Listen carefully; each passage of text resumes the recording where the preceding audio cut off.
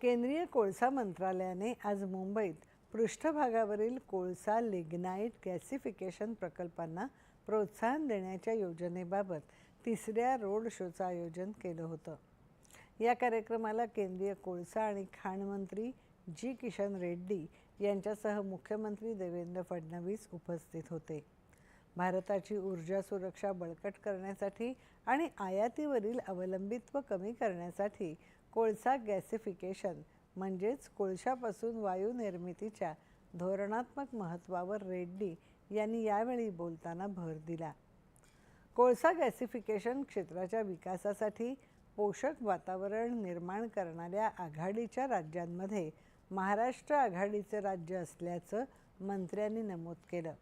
भारताकडे जगातील 5व्या क्रमांकाचा सर्वात मोठा कोळशाचा साठा असून हा साठा देशाच्या पुढील 60 ते 70 वर्षांच्या ऊर्जेच्या गरजा पूर्ण करण्यासाठी पुरेसा आहे, असं ते म्हणाले.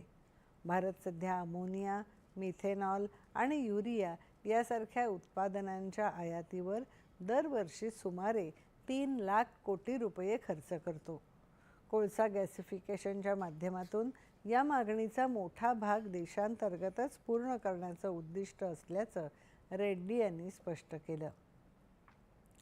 मुख्यमंत्री देवेंद्र फडणवीस यांनी प्रगत ऊर्जा तंत्रज्ञानातील गुंतवणुकीला पाठिंबा देण्याच्या राज्याच्या सज्जतेवर प्रकाश टाकला आणि या क्षेत्राची पूर्ण क्षमता साध्य करण्यासाठी केंद्र सरकार, राज्य सरकारे आणि उद्योग क्षेत्रातील संबंधित घटक यांच्यातील सहकार्याच्या महत्त्वावर भर दिला.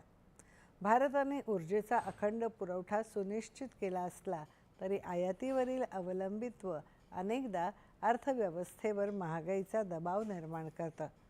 त्यामुळे सौर, पवन आणि इतर अक्षय ऊर्जा तंत्रज्ञानासह स्वच्छ ऊर्जा स्रोतांकडे वाटचाल करण्याच्या प्रक्रियेला भारताने गती दिली पाहिजे, असं मुख्यमंत्री म्हणाले.